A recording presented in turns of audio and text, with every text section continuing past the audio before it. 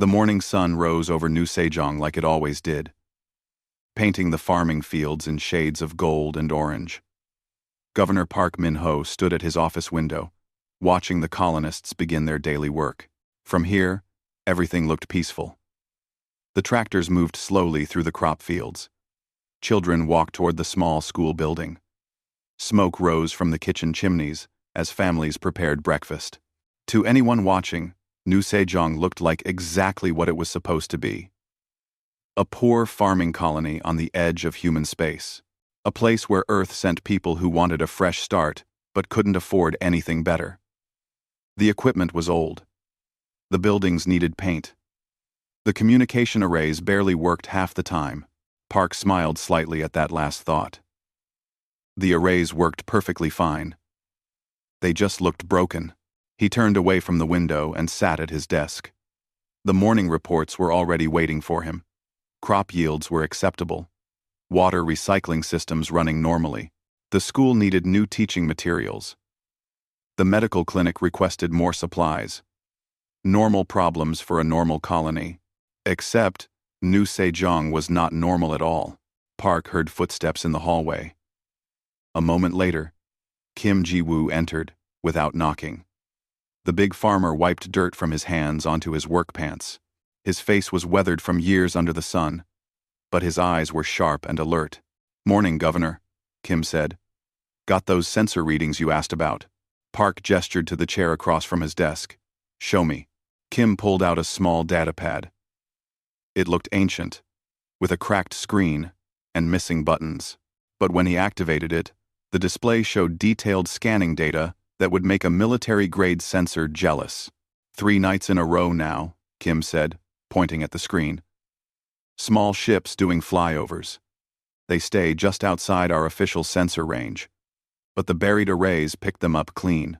Park studied the data carefully. The ships were trying to be stealthy. They were good at it too. Any normal colony would never have noticed them. But New Sejong had sensors hidden in the fields, buried under the roads, disguised as broken equipment.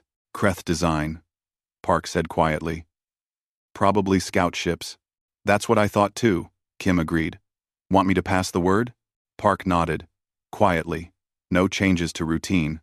Everyone keeps doing exactly what they've been doing. Kim stood to leave, then paused at the door. "How long do you think we have? If they're scouting? Maybe a week. Maybe less." Park met his old friend's eyes. "Make sure everyone is ready. We've been ready since day one, Governor. You know that." After Kim left, Park returned to looking out his window.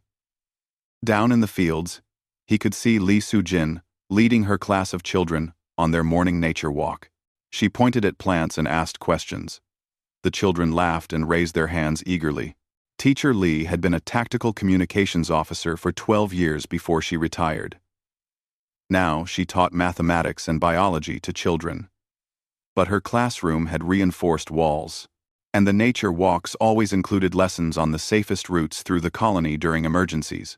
In the medical clinic, Dr. Choi Young-hee was probably reviewing supplies. She treated cuts and colds and helped deliver babies. She was kind and patient with every patient. She also knew exactly how to field treat plasma burns and could perform battlefield surgery in her sleep. Farmer Kim would go back to his fields now. He would check the crops and adjust the irrigation systems and repair equipment. The fact that he had been an engineering specialist in Earth's Defense Force was something most people forgot.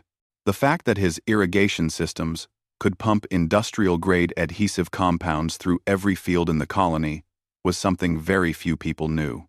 This was New Sejong's secret. Earth's weakest colony was populated almost entirely by retired military personnel. Soldiers who had finished their service. Engineers who wanted peace. Specialists who had done their time and wanted to grow old somewhere quiet. They had come here to farm, to teach, to build new lives away from war. But they had not forgotten their training. And Earth had not sent them here by accident. Park had designed defensive systems for 20 years before accepting this position. He knew how to hide weapons in plain sight. He knew how to make a fortress look like a farm. And he knew exactly why Earth had asked him to build New Sejong the way he did. The galaxy was not as peaceful as many species wanted to believe.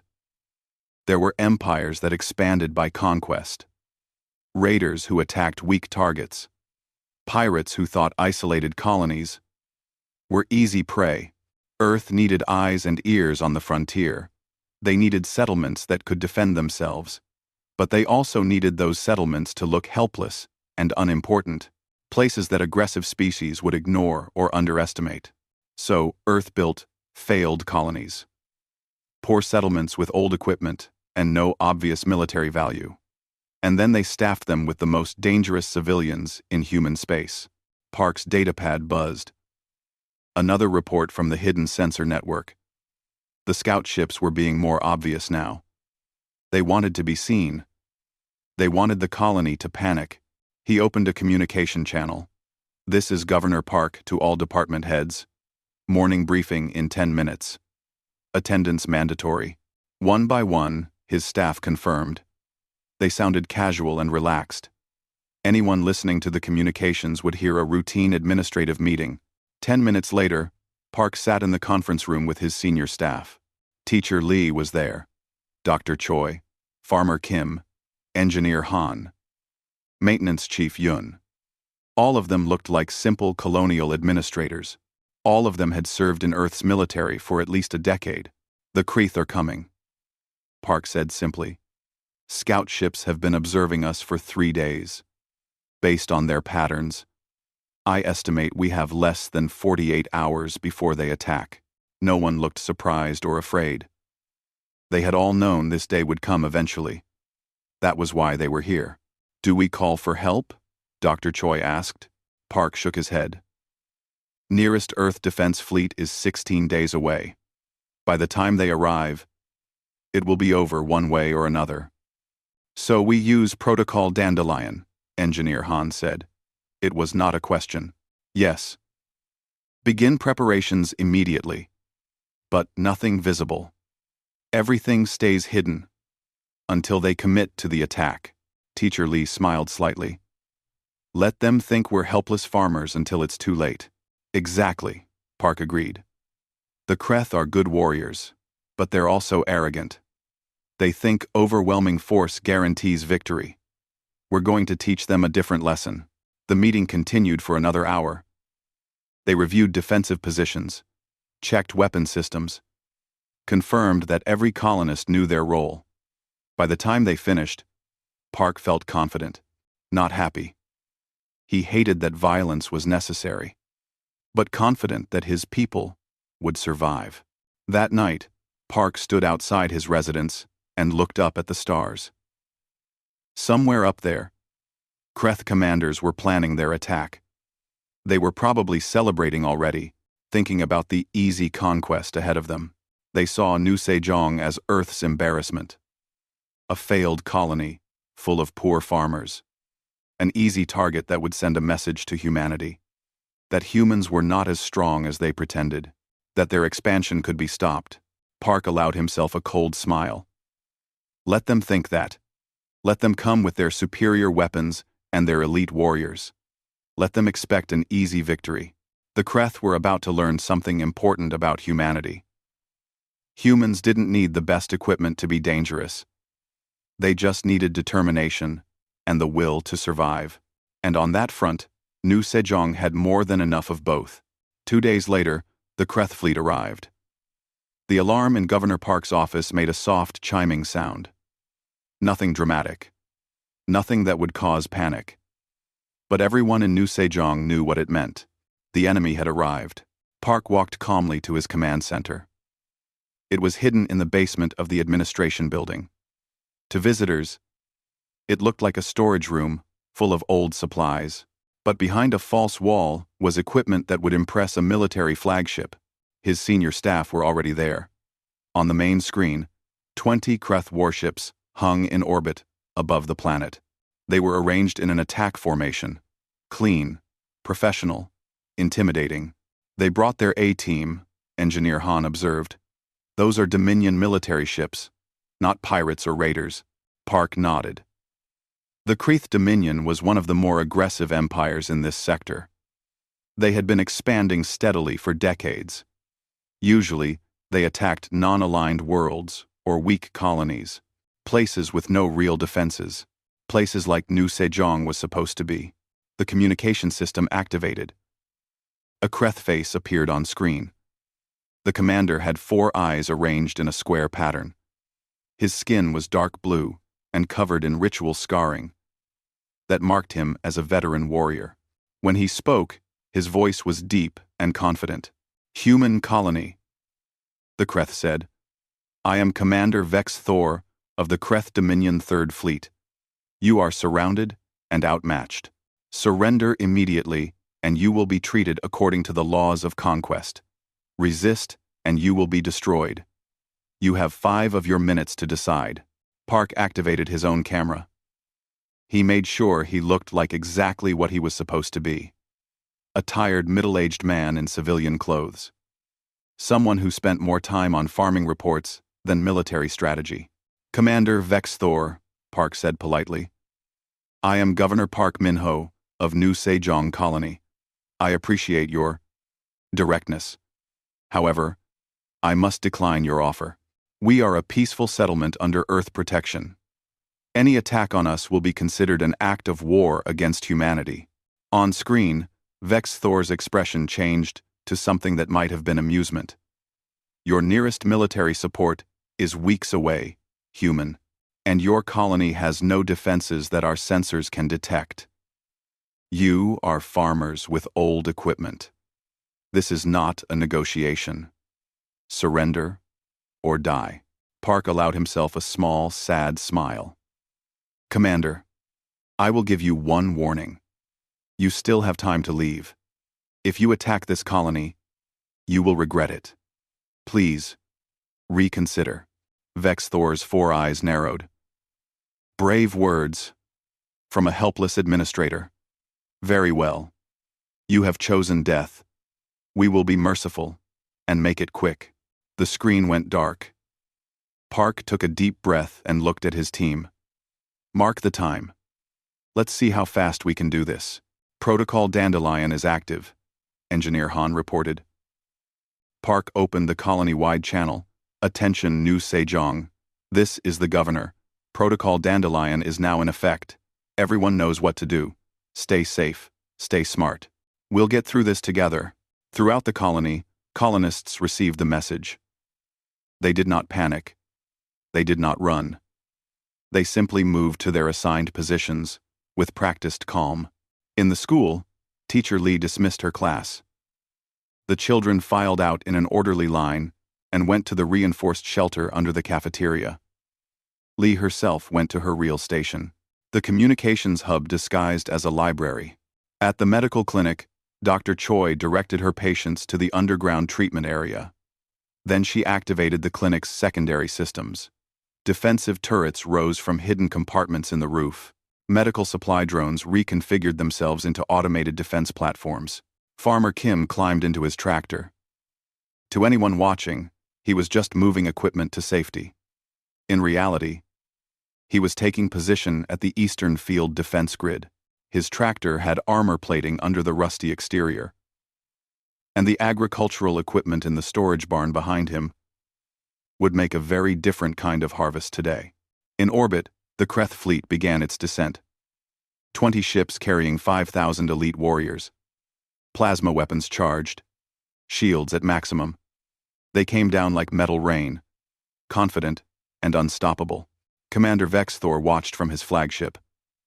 "Target the administration building first, then destroy their power generation.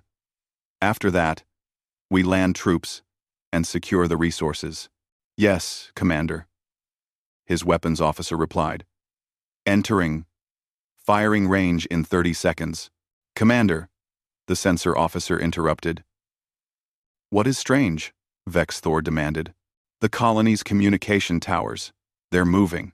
On the ground, all across New Sejong. Structures that looked like broken communications equipment suddenly activated. Panels fell away, revealing clean metal underneath. Old-looking towers straightened and locked into position.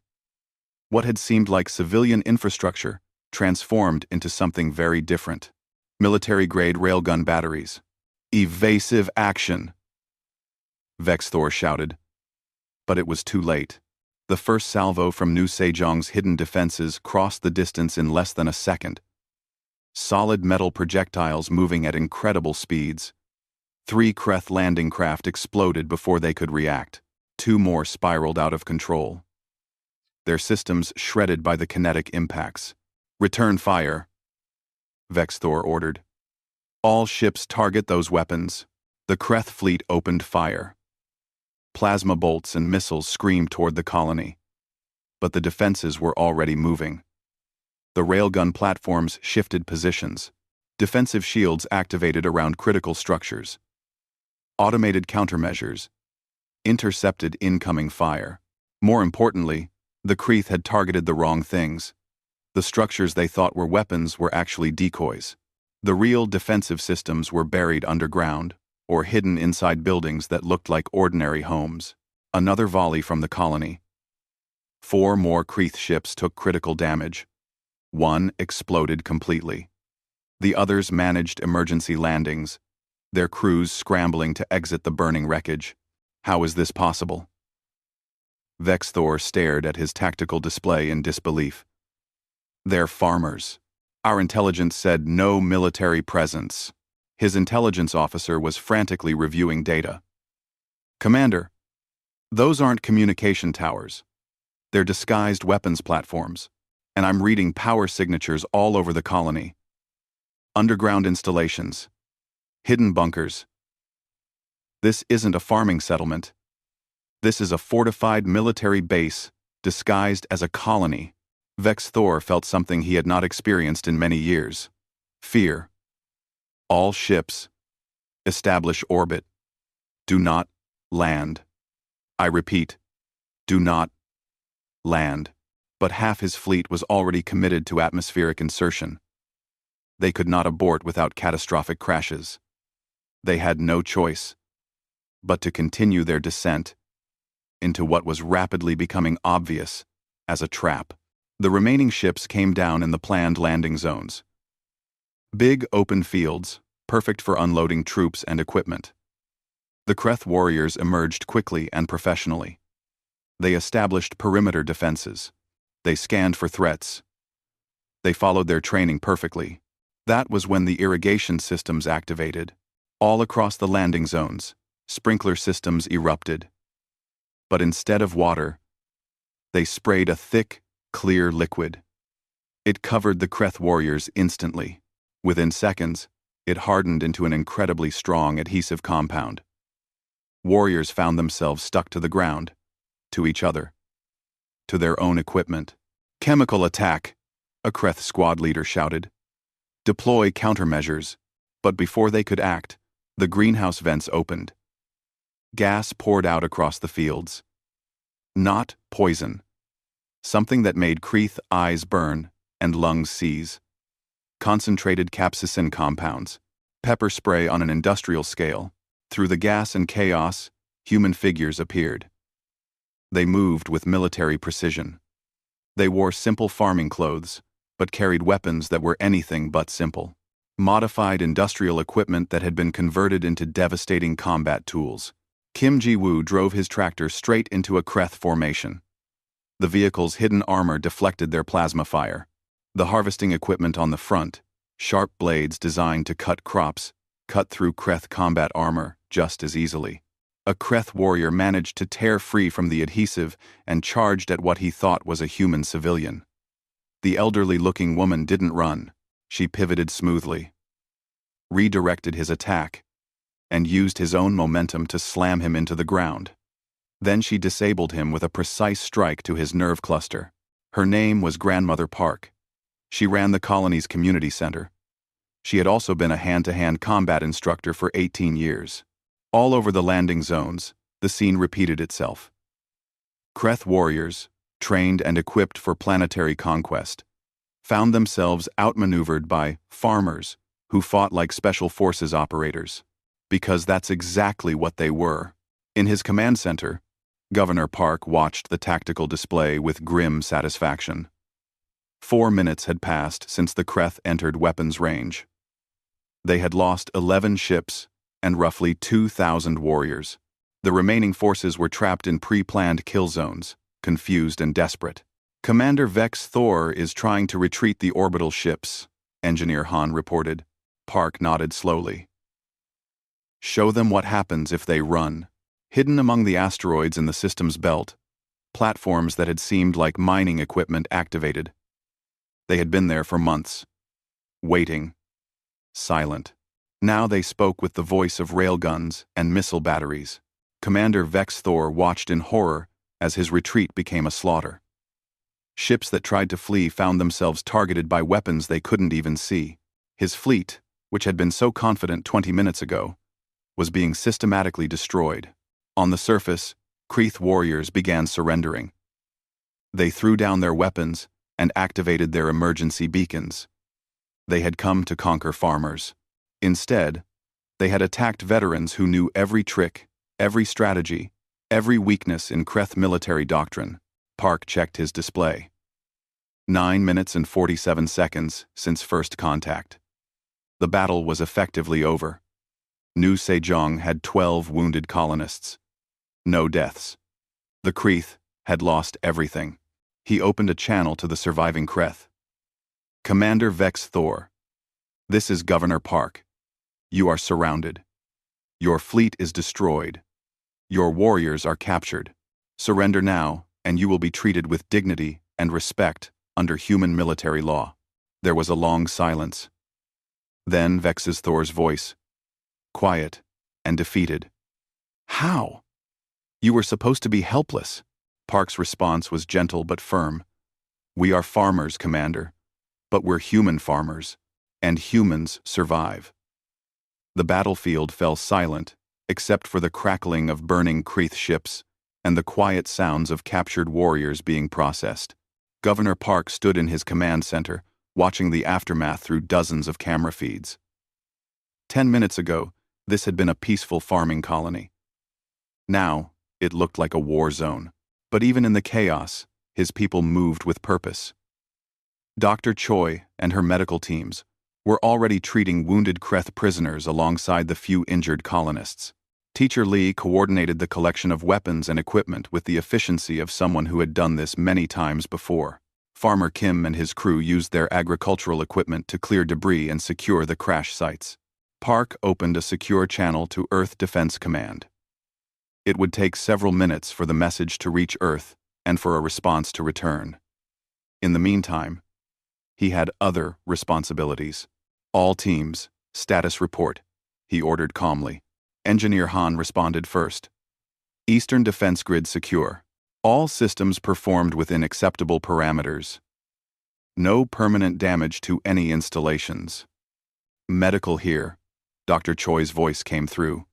12 of our people injured, none seriously. Approximately 300 Kreth wounded. We're treating them now. I need more medical supplies from Storage 3. Education sector secure, Teacher Lee reported.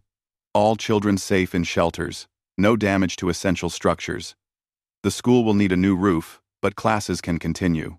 One by one, the reports came in. The colony had some damage, mostly superficial. A few buildings would need repairs. Some fields had been torn up by combat and crash landings, but the core infrastructure remained intact. The hidden defenses had worked exactly as designed. Park allowed himself a moment of relief. Then he focused on the next problem. They had approximately 2,000 Kreth prisoners. That was a lot of enemy soldiers to manage safely. Commander Park? A new voice on the channel. Young Corporal Min from Security. We have the Kreth commander. He's requesting to speak with you directly. Bring him to conference room 2, Park ordered. Standard security protocols.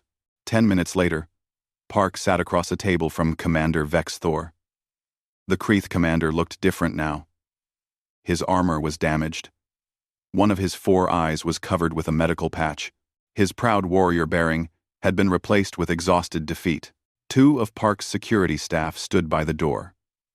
They looked relaxed, but Park knew they were ready to respond to any threat in less than a second. Both had been special operations soldiers before retirement. "Governor Park," Vex Thor said quietly. His voice carried none of the confidence from earlier. "I do not understand what happened. Our intelligence was thorough. This colony was supposed to be defenseless. I know. I think the pain dependence, but it see them pleasing to be. I know." Park poured 2 cups of tea. He pushed one across the table to Vex Thor. The Kreeth commander looked at it suspiciously. "It's just tea, Commander," Park said with a slight smile. "We're not going to poison you. You're a prisoner of war now. That means you have rights under human military law." Vex Thor took the cup, but didn't drink. "You let us land. You could have destroyed all our ships in orbit. Why allow us to reach the surface? Because destroying your ships would have killed all your warriors," Park explained. "We only wanted to stop your attack, not commit genocide. Once you were on the ground, you could surrender when you realized the situation. Surrender." Vex Thor said the word like it tasted bad. "My warriors do not surrender. We fight until victory or death. Your warriors surrendered today," Park pointed out gently. "Because they're smart enough to know when continuing to fight is pointless. That's not weakness, Commander. That's wisdom." Vex Thor was quiet for a long moment. "You are not farmers. We are farmers," Park corrected. "We're also engineers, teachers, doctors, parents, and community members. We grow crops and raise children and build lives here. But yes, most of us also used to be soldiers. That doesn't mean we stopped being everything else." "This makes no sense," Vex Thor said, frustration clear in his voice. "Why would Earth's warriors pretend to be weak? Why hide your strength? If other species knew the truth, they would fear to attack any human colony." Park considered his answer carefully. "Commander, let me ask you something. Why did you attack New Sejong? Because you appeared weak. An easy target to demonstrate Kreeth's strength." "Exactly. You attacked because you thought we were helpless. If we had looked strong, would you have attacked? No. We would have chosen a different target, and that different target would have been another colony that actually was weak and helpless," Park said. "Other colonies that don't have our advantages. Places with real farmers and teachers who just want to live in peace. Do you understand now? We look weak. So predators like you attack us instead of attacking them." Vex Thor's remaining 3 functional eyes widened slightly. "You are bait. A trap for aggressive species. We prefer to think of ourselves as guardians," Park replied. "But yes, New Sejong exists partly to protect other human settlements. We look like easy prey, so that actual civilians don't become targets." Outside the conference room, the work of securing the colony continued. Farmer Kim walked through his eastern fields, assessing the damage. Several acres of crops had been destroyed in the fighting. The irrigation system would need repairs. One of his storage barns had taken a plasma hit and was still smoking. But Kim had seen much worse during his military service. This was just work to be done. He made notes on his datapad, planning the repairs. The fields would recover. They always did. "Hey, Farmer Kim," someone called. It was Jung Min Soo, who ran the colony's equipment maintenance depot. "That trick with the adhesive foam worked perfectly. We should increase production." "Never know when we'll need it again," Kim laughed, always thinking ahead. "That's good, but let's hope we don't need it again anytime soon." In the medical clinic, Dr. Choi moved between beds with quiet efficiency. Human and Kreeth patients received the same level of care. One of the Kreeth warriors, a young female with a broken arm, watched Choi work with confused fascination. "Why do you help us?" the warrior asked in broken human language. "We came to conquer you." Choi carefully set the warrior's broken bone before answering. "Because you're hurt, and I'm a doctor. That's reason enough. Also, the war is over. You lost." Now you're just people who need medical attention. I do not understand humans, the warrior said quietly. That's okay, Choi replied with a gentle smile. Most days I don't understand us either. We're complicated. Now hold still, while I apply the cast. In the school shelter, Teacher Lee was helping the children return to their classroom. The kids were excited and asking questions about the battle. Lee answered them honestly but carefully, making sure to emphasize the right lessons. Miss Lee, were you scared? A small boy asked. A little bit, Lee admitted. Being scared is normal. But being scared doesn't mean you stop doing what needs to be done. All of you went to the shelter, calmly and quietly. You followed the rules. That helped keep everyone safe. You should be proud. A girl raised her hand. Are the aliens bad people? Lee thought about that question carefully. They made a bad choice. They chose to attack us. But that doesn't make them bad people. They're prisoners now. And we'll treat them fairly and with respect. Because how we treat others says something about who we are. Back in the command center, Park received the first response from Earth Defense Command. Admiral Torres appeared on screen. She looked impressed and slightly amused. Governor Park, we've reviewed the battle data you transmitted. Very efficient work. 10 minutes is a new record for repelling a full-scale invasion. Thank you, Admiral. Though I wish the invasion hadn't been necessary at all. Understood. We're dispatching a transport ship to collect the prisoners. It will arrive in 6 days. Can you maintain security until then? Not a problem. The prisoners are cooperating. Most of them seem relieved. The fighting is over. Torres nodded. I imagine they are. The Kreth have never encountered human defensive strategy before. This will probably change their entire approach to expansion in this sector. Good work, Governor. Earth is proud of New Sejong. After the communication ended, Park walked outside. The artificial sun of Harmony 7 was setting, painting the sky in beautiful colors. Around him, colonists were cleaning up, repairing damage, getting ready to return to normal life. Normal life. That was what they all wanted. To grow crops, to raise families, to teach children, to build something good and lasting. The fact that they could also defend themselves with deadly efficiency was just a tool, a necessary skill that they hoped to never need again, but would always maintain. Commander Vex Thor was given quarters in a secured building. It was comfortable and clean. Guard outside the door, but not treated like a dangerous criminal. Park had arranged for him to have access to communication equipment so he could contact the Kreeth Dominion. That night, Vex Thor composed a message to his government. It was not a message of defiance or promises of revenge. It was a warning. To the Dominion Council, he wrote carefully, our attack on the human colony New Sejong has failed completely. The colony was not defenseless as our intelligence indicated. It was a sophisticated military installation disguised as a civilian settlement. Human casualties were minimal. Our losses were total. I strongly recommend we reconsider all plans for human territorial expansion. These beings are far more dangerous than we understood. They do not need obvious military might to destroy us. They only need us to underestimate them. I survived only because they chose mercy. That mercy should not be mistaken for weakness. He sent the message and sat in the quiet room. Outside his window, he could see human colonists still working, repairing their home, talking and laughing, despite everything that had happened today. Vex's Thor had fought in many battles across many worlds.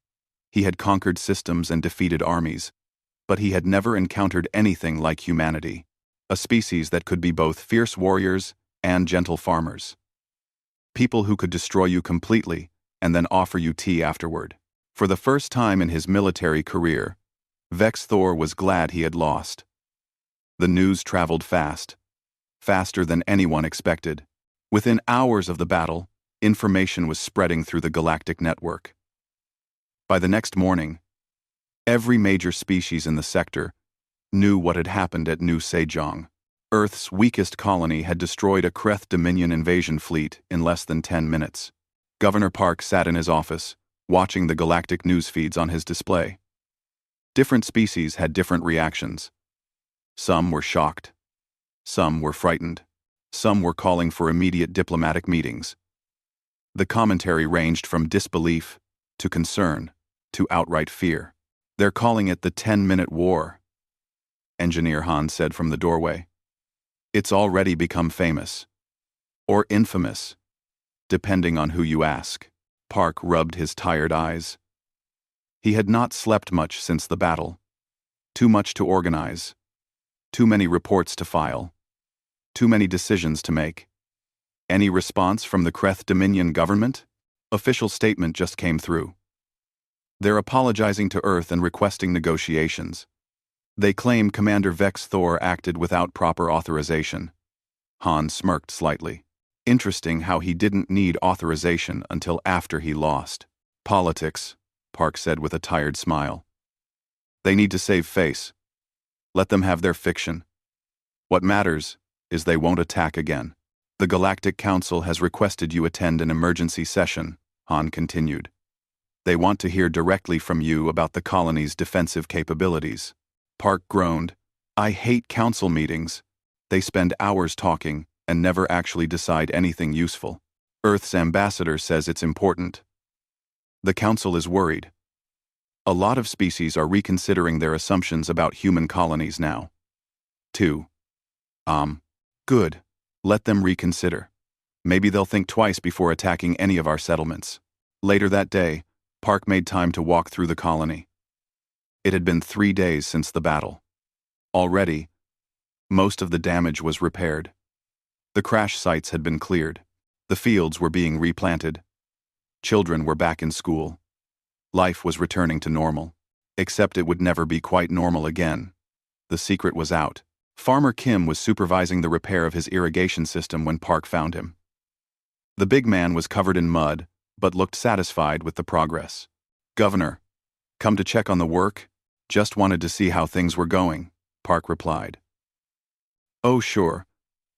We lost maybe 5% of this season's crop. That's nothing. We've got backup supplies. Nobody will go hungry." Kim wiped his hands on a rag. "Though I have to say, I'm getting tired of reporters asking for interviews." Park laughed. "You too? I've had 27 interview requests since yesterday. From species I've never even heard of. What are you telling them?" "The truth. That we're a farming colony. That we want to be left in peace. That we'll defend ourselves if necessary." Park looked across the fields. "What we've always been." Kim nodded thoughtfully. "The galaxy thought humans were soft. Because we talk about peace and cooperation. Because we trade instead of conquer. They mistook kindness for weakness. They won't make that mistake again," Park said quietly. In the medical clinic, Dr. Choi was showing 2 Kreth prisoners how to assist with basic medical tasks. The prisoners had asked if they could help while they waited for transport back to their government. Choi had agreed immediately. One of them, the young female warrior whose arm Choi had set, was learning how to change bandages. She worked carefully. Her 3-fingered hands, gentle despite their size and strength. "You are different from what we were taught," the Kreth said quietly. "Our instructors said humans were weak and emotional. That you valued comfort over strength." Choi smiled. "We are emotional. And we do value comfort. Those aren't weaknesses. They're what we fight to protect. We defend ourselves so we can continue being comfortable and emotional. Does that make sense?" The Kreth thought about it. "I think so. You fight so you do not have to fight?" "Exactly. We're good at violence because we hate violence. We want to live in peace, so we make sure we're too dangerous to attack." Choi finished demonstrating the bandaging technique. "Now you try on this practice dummy." The Kreth warrior carefully mimicked Choi's movements. Her large hands were surprisingly gentle. "If I survive to return home, I will tell others what I learned here. That humans are not weak, and that mercy can be a kind of strength. Commander Vex's Thor was also learning this lesson. Park had given him limited freedom to move around the secured area. The Kreth commander used this privilege to observe the colony and its people. What he saw confused him more every day. He watched Farmer Kim laugh with his crew while repairing equipment. He saw Teacher Lee patiently explaining mathematics to children who had lived through a battle just days before. He observed colonists gathering for a community meal, sharing food and stories like nothing unusual had happened. These were the same people who had destroyed his fleet. The same farmers who had fought with terrifying efficiency. But now, they were just living, growing food, teaching children, building homes. They had gone from deadly warriors to peaceful civilians as easily as changing clothes. One evening, Park invited Vex Thor to join him for dinner. They sat on the porch of Park's residence, eating simple food and watching the sunset. "I have been thinking," Vex Thor said carefully, "about what you said, that you hide your strength to protect weaker colonies. This is a strange strategy." "Is it?" Park asked. "You're a military commander. Haven't you ever used deception in battle?" "Oh, way. Of course. Deception is a valid tactic. Then why is it strange that Earth would use deception on a larger scale? We make some colonies look weak so enemies attack us instead of attacking actual civilians. Those civilians get to live in real peace. And people who attack our weak colonies learn a valuable lesson." Vex Thor was quiet for a moment. "How many colonies like New Sejong does Earth have?" Park smiled but didn't answer directly. "Enough. Let's just say we've thought carefully about frontier defense. So any human colony might be a trap, or it might be exactly what it looks like. A simple farming community with no hidden defenses. An honest, civilian settlement." Park's smile widened slightly. "The only way to find out is to attack. And if you're wrong, well, you've seen what happens." Vex Thor felt a chill run through his body. It was brilliant and terrifying. Earth had made it impossible to know which colonies were vulnerable and which were deadly. Any attacker would have to assume every human settlement might be another New Sejong. The uncertainty alone would prevent most attacks. "Your species thinks differently than ours," Vex Thor admitted. "Kreth value obvious strength. We display our military might so others will fear us. Humans do the opposite. You hide your strength and appear weak. Both strategies have value," Park said diplomatically. "But humans learned long ago that appearing weak has advantages. People underestimate you. They don't see you as a threat. Then when you reveal your true capabilities, it's too late for them to adapt." Over the next few days, more galactic responses arrived. The Galactic Council officially condemned the Kreth attack. Several species sent diplomatic messages to Earth, requesting information about colony defenses. 3 different governments asked if Earth would be willing to share defensive strategies. Earth's response was polite but firm. Human defensive capabilities were not for sale or sharing. But Earth would be happy to sign mutual defense pacts with peaceful species. The message was clear: be friendly with humanity or leave human space alone. There was no third option anymore. Park received a personal message from Earth's Defense Command. Admiral Torres appeared on his screen, looking pleased. "Governor, I wanted to inform you personally. New Sejong is being recognized for exceptional service to Earth security. You and your entire colony are receiving commendations. Also, your budget request for new farming equipment has been approved. All of it." Park laughed. "We asked for new farming equipment 3 years ago. It took a war to get it approved?" Torres grinned. "Bureaucracy works in mysterious ways. But seriously, Governor, you've done something important here. The entire sector is going to think twice before attacking human settlements now. That makes everyone safer. Not just New Sejong, but every colony in human space." After the call ended, Park went to find his senior staff. They gathered in the conference room, the same room where so much had been planned and decided. Earth is sending us new equipment, Park announced. Real farming equipment this time. Top of the line. They're also sending additional supplies and a commendation for the entire colony. Do we get to keep the weapons? Engineer Han asked practically. Oh yes. The defenses stay exactly as they are. We're still a frontier guard post. Still the first line of defense. But at least now, we can have good farming equipment while we do it. Teacher Li raised her cup of tea in a toast. To New Sejong. The colony that changed the galaxy's mind about humanity. To New Sejong, the others echoed. That night, Park stood outside and looked up at the stars. Up there, in ships and stations across dozens of worlds, people were talking about this little colony. Some with respect, some with fear, some with anger. But all of them were talking. The message had been sent and received. Earth's colonies were not easy targets. Human farmers were not helpless civilians. And humanity's preference for peace should never be mistaken for inability to fight. New Sejong had shown the galaxy something important. That humans didn't need massive fleets or obvious military might to be dangerous. They just needed determination, creativity, and the willingness to defend what was theirs. The Kreeth had learned that lesson in 10 minutes. Now the entire galaxy was learning it too. And Park hoped, truly hoped, that it would make the frontier safer for everyone. That fewer colonies would be attacked. That more people, human and alien alike, could live in peace. Because that was what New Sejong had always been about.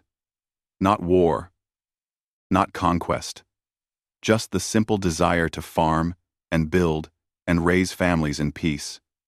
The weapons were only tools to protect that peace. And if the galaxy finally understood that, then maybe the battle had been worth it after all. In his secured quarters, Commander Vex Thor was composing another message to his government. This one was longer and more detailed. A complete report on human defensive psychology and strategy. He wanted to make sure his people understood that they would never again make the mistake of underestimating humanity. He ended the message with a simple sentence. The humans are not our enemies, but they will never be our victims either.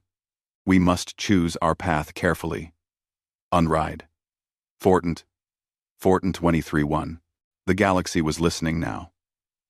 And that made all the difference. 3 weeks after the battle, Governor Park stood before the Galactic Council. The council chamber was a massive dome filled with representatives from 47 different species. Each had their own communication booth arranged in a circle around the central platform where Park stood. It reminded him of a courtroom, or an arena. Earth's ambassador, Han Jae-sung, stood beside him. The ambassador was an older man, with gray hair and a calm, diplomatic manner. He had whispered advice to Park before they entered. Just tell them the truth. Don't apologize. Don't threaten. Just explain. The council speaker, a tall insectoid being from the Trill species, activated the translation system. Governor Park Min-ho, of New Sejong Colony. This council has called you to explain the events of what is being called the 10-minute war. Many species are concerned. Some are frightened. We need to understand what happened and what it means for galactic security. Park took a deep breath. He had faced enemy soldiers. He had made decisions that cost lives.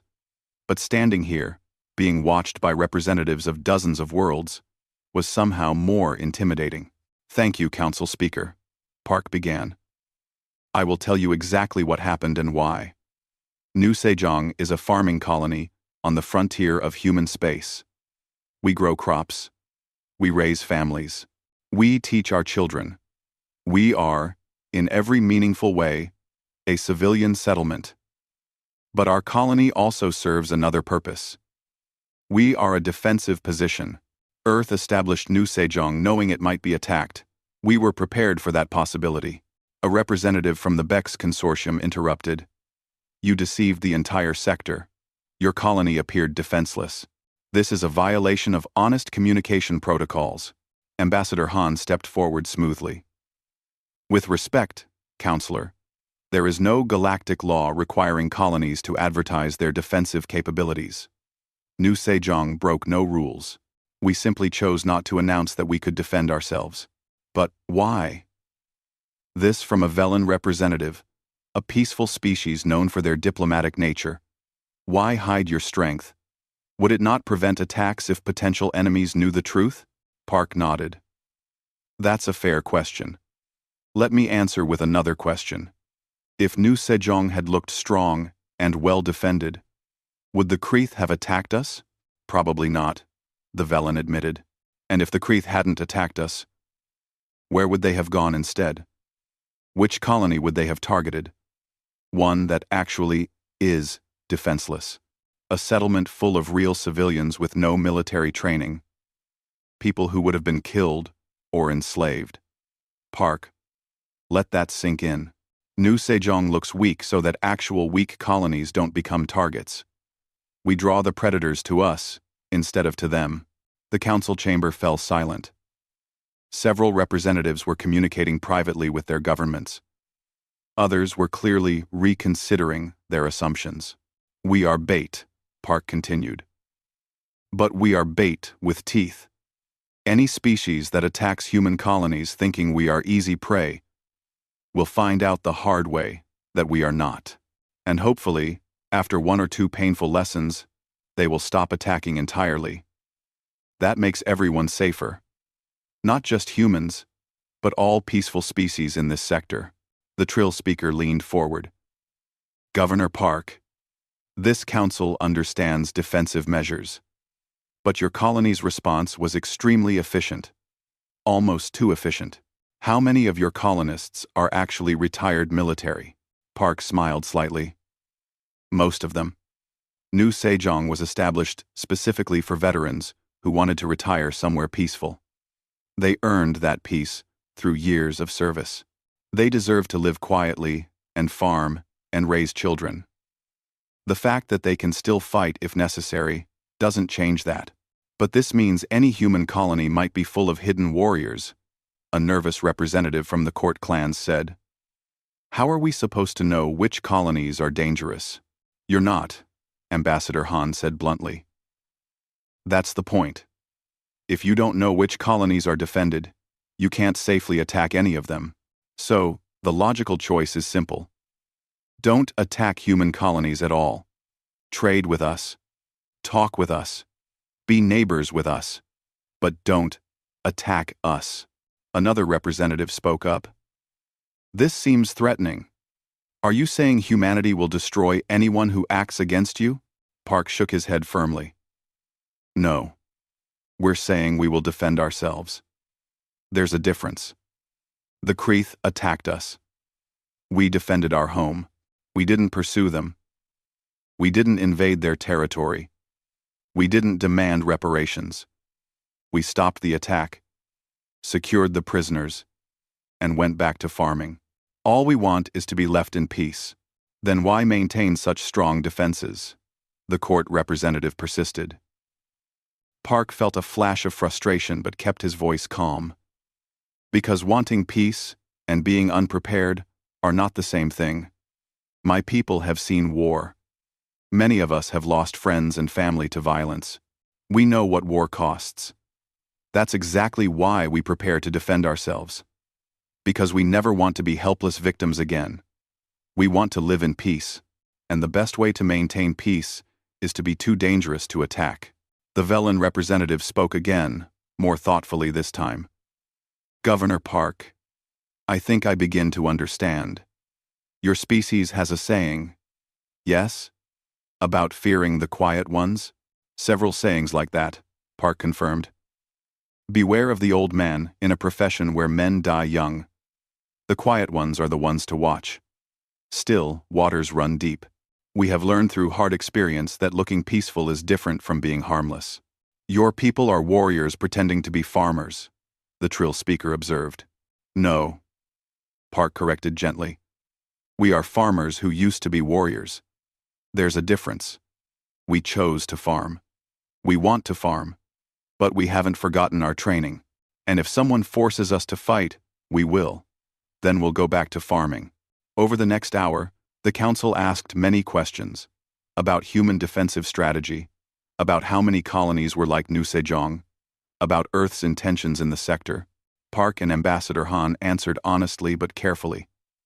They gave enough information to be believable, but not enough to compromise security.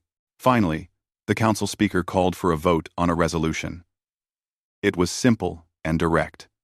The Galactic Council officially recognized humanity's right to defend its colonies. They condemned the Kreeth attack, and they encouraged all species to pursue peaceful relations with human settlements.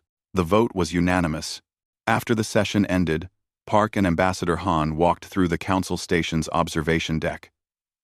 Through the massive windows, they could see dozens of ships from various species, the galaxy's diversity on display. "You did well, Governor," Han said. "Better than I expected. Honestly. You're not a politician, but you understood the real game. It wasn't about explaining the battle. It was about managing fear." "Fear?"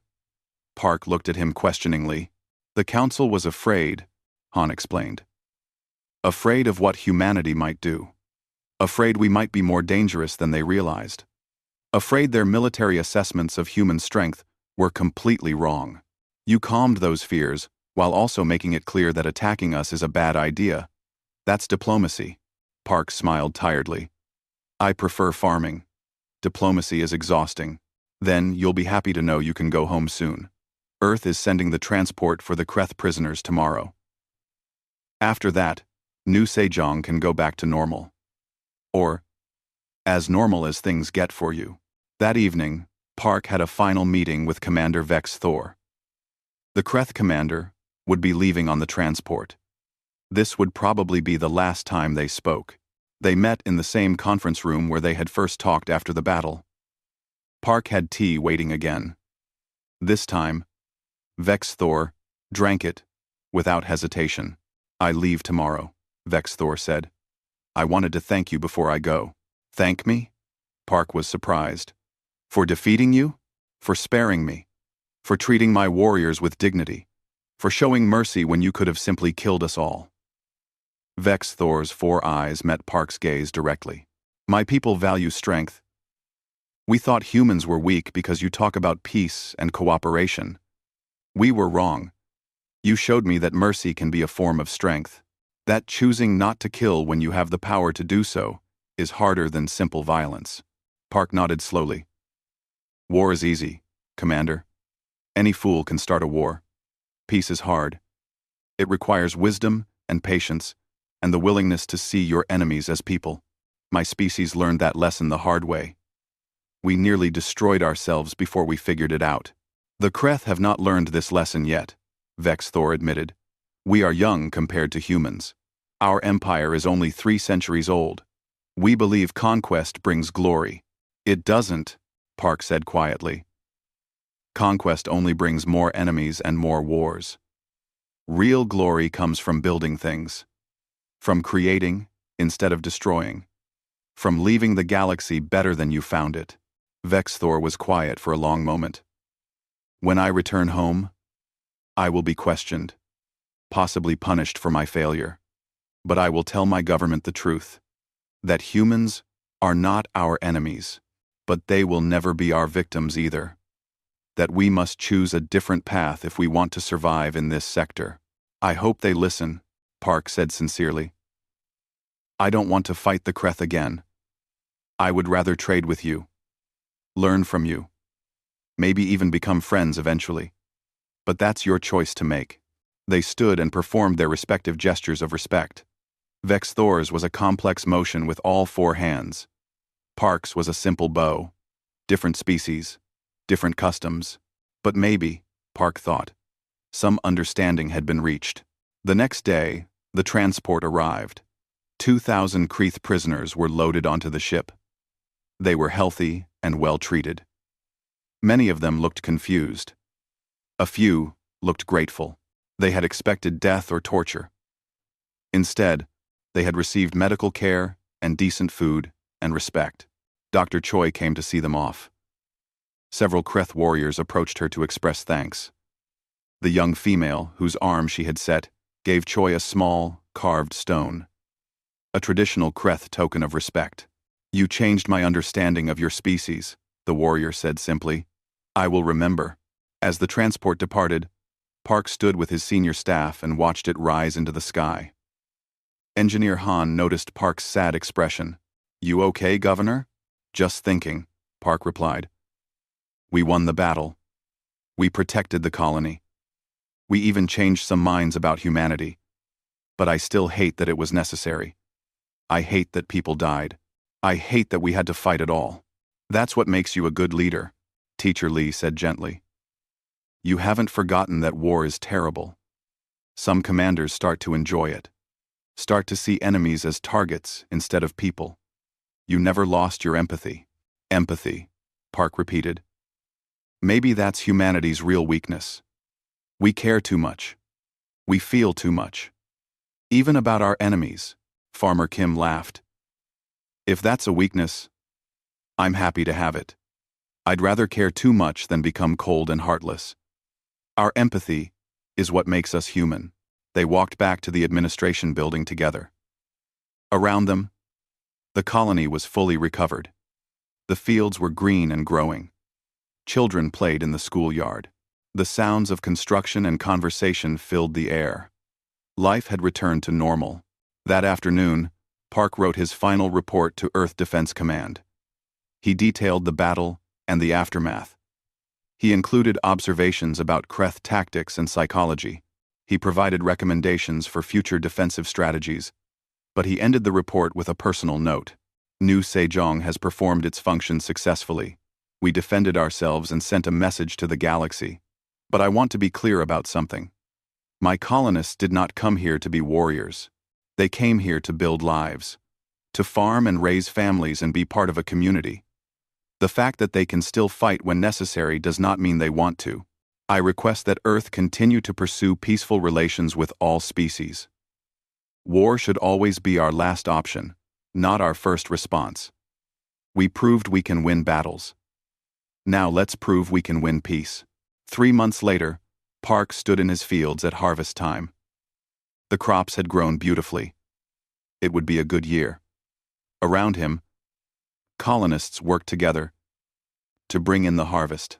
They laughed and talked and helped each other. This was what they had fought to protect. Not land or resources or political power. Just the simple right to live peaceful lives. A ship appeared in the sky. Park tensed automatically, then relaxed as he recognized it. An Earth transport, bringing supplies and new colonists. People who had heard about New Sejong and wanted to be part of something special. Veterans looking for peace. Families seeking opportunity. Park smiled. The galaxy knew the truth about New Sejong now. But people still wanted to come here. Not because it was safe, not because it was easy, but because it was a community that valued both strength and kindness. A place where you could be a farmer and a defender, a teacher and a warrior, a doctor and a protector. A place where humans could be completely, honestly, themselves. Peaceful when possible. Fierce when necessary. Always adaptable. Always resilient. Always ready to do whatever it took to protect the things they loved. That evening, Park sat on his porch and watched the sunset. He thought about Commander Vexy's Thor, and wondered if the Kreth commander had successfully shared his message. He thought about the Galactic Council, and hoped they understood humanity better now. He thought about all the colonists who had fought beside him, and gone back to their normal lives, without complaint. Mostly, he thought about the future. About harvests to come and children to teach and lives to build. About the simple, profound satisfaction of creating something good in a vast and often dangerous galaxy. New Sejong had shown the galaxy that humans were not easy prey. But more importantly, they had shown that humans were worth knowing, worth trading with, worth respecting. Not because of their weapons, but because of their character. Because they could be fierce and gentle, strong and kind, prepared for war but devoted to peace. The galaxy had learned its lesson. Earth's colonies were not targets. They were neighbors, And that made all the difference. Park finished his tea and went inside. Tomorrow there would be more work to do. Fields to tend, equipment to maintain, reports to file, children to teach, homes to build, all the simple, important tasks of daily life. The things worth fighting for, the things worth protecting, the things that made humanity special. Not their weapons, or their tactics, or their defensive strategies, but their refusal to give up. Their determination to build instead of destroy. Their ability to show mercy, even in victory. Their choice to farm when they could have conquered. That was humanity's real strength, and no enemy would ever take it away.